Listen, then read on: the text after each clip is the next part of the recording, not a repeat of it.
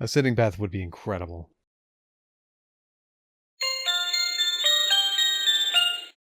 Andy, I figured it out. I finally figured it out.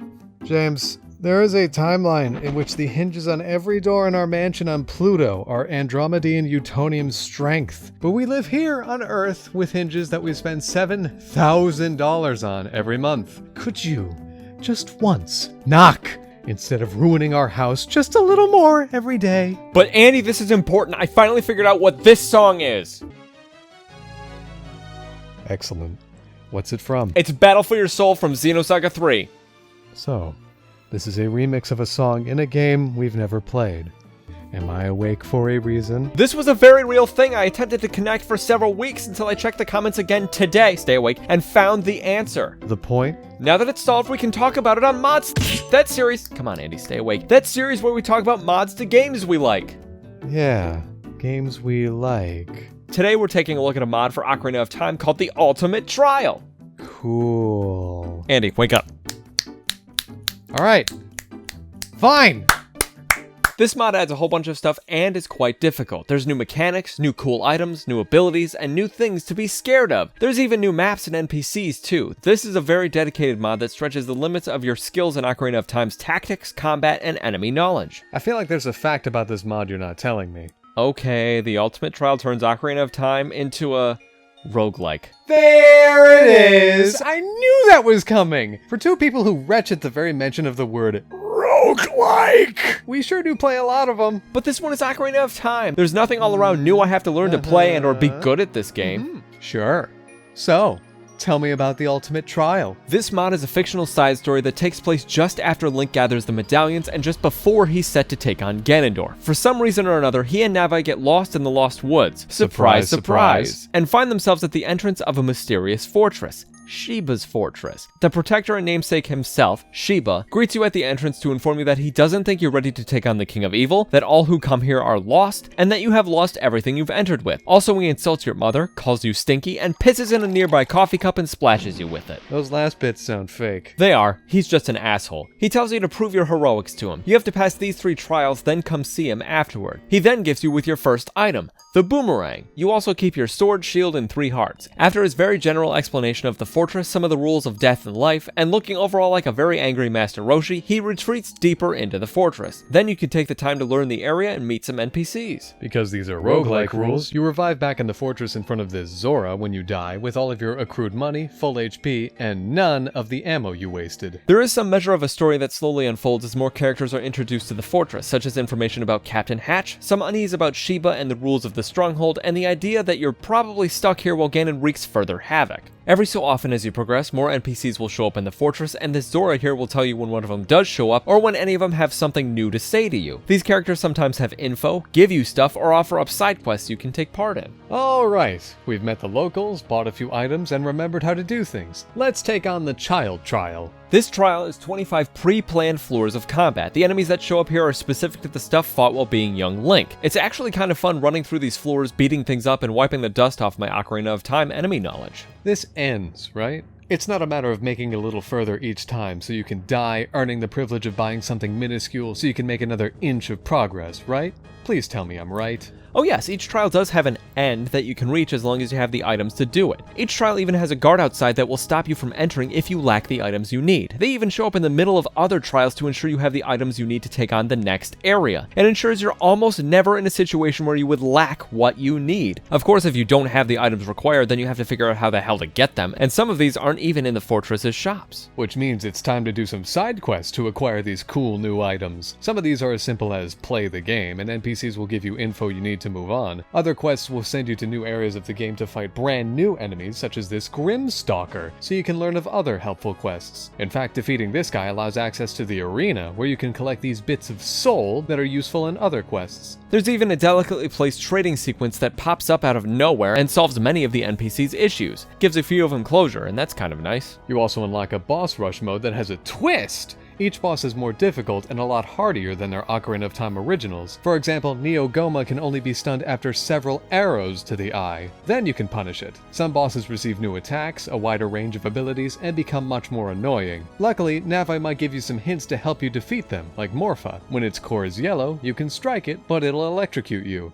Like a meanie head. After you beat a trial, acquire the necessary weapons, and get your dose of lore, you can attempt the next one. After Child, it's the Adult Trial. This one has 50 floors and contains enemies you primarily face as Adult Link. Finally, the Hero Trial. This one is an impressive 75 floors of pain, hurt, fighting, and awe. In the Adult and Hero Trials, you'll run into these rest floors every few fights. They usually feature an NPC in the center who will attempt to sell you something. Sometimes it's a potion, sometimes an expansion to your carrying apparati for your bombs, arrows, nuts, and seeds. It can also be ammo for your stuff. Finally, it can be a fairy. This trial will knock you for a loop, but it's also an excellent place to grind for cash for the items you couldn't get before, refills for ammo, heart pieces from this guy, and upgrades for your items from the Forge Master. Aim to power up the boomerang. It'll steal rupees from enemies it hits, which can give extra cash if you kill something with it. It's also a good chance to clean up the other quests you've been pushing off, like the arena, the race through the 2 previous trials that Il Piantissimo will challenge you to, and this pipe maze. If you really want cash fast, get Din's Fire, or whatever its equivalent is in here, and use it in the pit this person drops you into. You can't use your magic-infused spin in here, so use the next best thing to get a high score. Different magic that burns nearly everything. You will need a healthy dose of nearly every item in your inventory to traverse these many trials, though I do admit to not using the stopwatch often, if ever, because I had an easier time spin slashing everything, specifically with the Bigoron equivalent sword, which deals so much more damage, particularly the jump strikes. The jump strikes. If you've been sitting there, curiously staring at this bit of UI on screen and wondering, why are they ignoring it? Then may your curiosity be sated. This is your quick select for the swords, boots, shields, and tunics you have in your possession. Most of these items have extra strengths added to them in this mod. Like the shields, this one can reflect magic energy, this one can parry because every game needs a parry button. The boots, which include the original iron and hover boots, they remain unchanged. Your swords, the second unlocks a dash attack, the third is a two-handed that prevents you from guarding anymore. Finally, your tunics. This one prevents damage from extreme heat and gives you gills to breathe underwater. The rainbow one, will refill your magic meter when you take damage. Not sure if any of these increase your defense at all though. Because everything in this game hits like a truck, I only ever found one thing that does a quarter heart's worth of damage. Otherwise, you're dealing with half heart or worse hits from nearly everything in this mod. Even god-awful enemies like Keese can be a huge amount of trouble, even more than they normally are. If you're having trouble or your sphincter hasn't been ripped open far enough, you can navigate to the difficulty option in the pause menu. From here, you can alter the game to be easier in easy mode or harder in hard mode.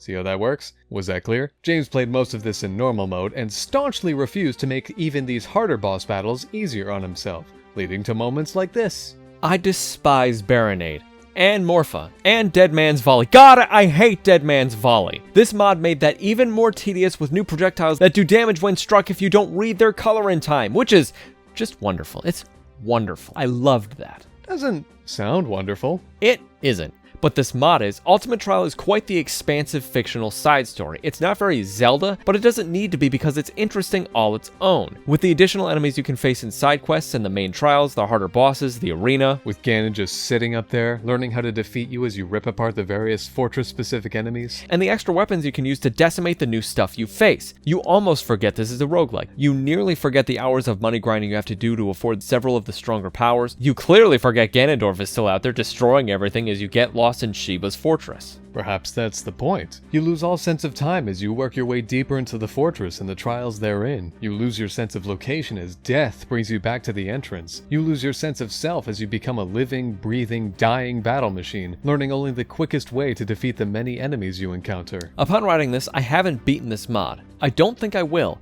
I've just beaten the hero trial for the very first time, and it was an extremely close fight. I gave the boss rush several tries, but I failed at Bongo Bongo and kind of decided I was done. I know what that quest rewards you with, I know what comes after, and I don't think I need to tarnish the amount of fun I've had getting to this point. You could try it on easy mode, that's why it's there. It literally has the thing we've been asking all roguelikes to have for a decade, and you won't even try it. I get it, fine. I'll be right back.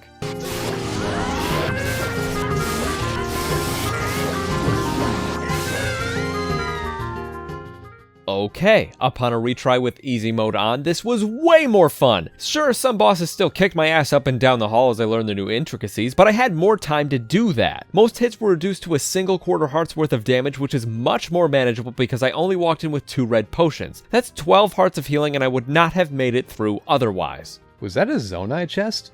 Really? Man, I kinda wish I did this whole thing on easy mode now, because this would have been a much faster, much less stressful ordeal. I did almost everything on normal mode, which is its own kind of challenge, but man, easy mode really took a load off. I'm kind of mad at myself for never trying this. I'm tempted to try Il Piantissimo's race through the 3rd trial on easy mode now. Speaking of the trials, I have a question. Beyond fighting things on the 25, 50, and 75 floors, are the enemies random? No, every floor in each trial has specific enemies that show up on each floor. They never shift in number or strength. The only thing that randomizes is how much money they might give you. Then what about this mod makes it a roguelike? The only single roguelike element is having to start over when you fail from a hub with shops that help you last longer in the trials. Well, there's, honestly, fantastic question. Perhaps that's why you're so gung-ho about this mod. It advertises itself as a roguelike, but actually borrows very little from what that genre is polluting other games with. Not sure why roguelike Ocarina of Time enticed you so much, but here we are. Ocarina of Time's combat is a comfortable blanket that only has one feather sticking out, poking you and reminding you how nearly perfect it is. And that feather's name is Navi. If you're tired of us praising the new enemy types and awesome new weapons, we'll also talk up the soundtrack. Every song in here is pretty dinning good, specifically the one James woke me up at 4 AM to tell me what it's a remix of. So nice of him! I thought it was. You wanted this information, right? It would have been of more use to me later in the day, perhaps. I hope you forget your birthday. We recommend this mod. It's a great deal of fun and is another way to experience the excellent combat of Ocarina of Time, even if Navi is a useless piece of fucking garbage that can't target the thing right the fuck in front of you 70% of the time. Fucking useless. Anyway, good time was had here. Have you played this mod? What did you think of it? Do you have one you'd suggest to us? Let us know in the comments while you share this video around to your friends, and only during. Thank you for watching and see you all soon. Left or right? Behind me?